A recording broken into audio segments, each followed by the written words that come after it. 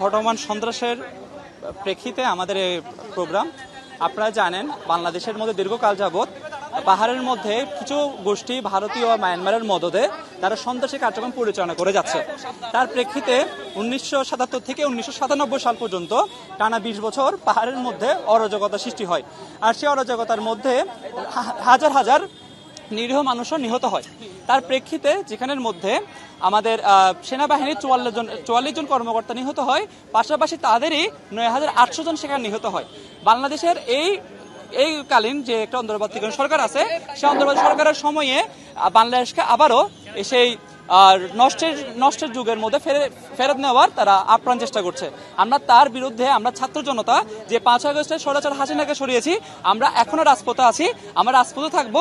এমনকি সে পাহাড়ে বলেন বা যেখানে বলেন সেখানে হওয়া সকল দুষ্কৃতিকারীদেরকে আমরা রুখে দাঁড়াবো। নতুন লাক্স, যাতে আছে ভিটামিন সি ও ই, আমাকে দেয় দাগহীন উজ্জ্বলতা। ধন্যবাদ। আমাদের যে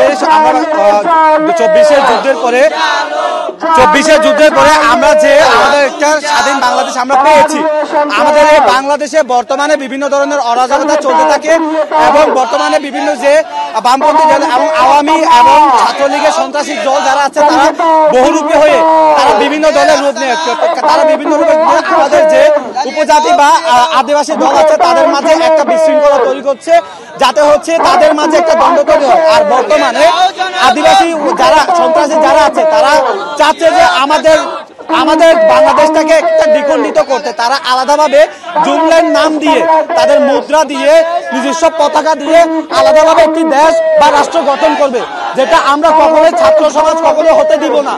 আমরা আমাদের বাংলাদেশকে দ্বিখণ্ডিত হতে দিব না। যাচ্ছি শান্তিপূর্ণ। এখানে যারা করতেছে আপনার পাহাড়ি সন্ত্রাসীরা, যেমন এরকম না হয় ভবিষ্যতে, যেমন আমাদের পর্যটকরা যারা যায় তাদের উপরে হামলা হচ্ছে, আমরা চাই না এরকম। আমরা চাচ্ছি সমতল ভূমিতে আমরা যেভাবে আসি ওইভাবে মিলেমিশে থাকার জন্য। পাহাড়িরা আমরা যেভাবে বসবাস করতেছি ওরা যেমন সেভাবে বসবাস করে, ওদের অধিকার তো ওরা চাচ্ছে, দিচ্ছি। সরকার তো ওদেরকে না করতেছে না, ওদেরকে তো আমরা আদিবাসী ভাবতেছি না, ওরা তো নিজের আদিবাসী বলতেছে। আমরা তো সবাই বাংলাদেশে যারা বসবাস করি, বাংলাদেশের আয়তন যতটুকু যারা বসবাস করি আমরা সবাই বাঙালি। আমরা চাচ্ছি আমরা সমুদ্রে যারা যেভাবে বসবাস করি মিলেমিশে, আমাদের এখানে বর্তমানে হিন্দু মুসলিম সবাই আছে, বিভিন্ন ধর্মের সবাই আছে, আমরা সবাই একসাথে আছি।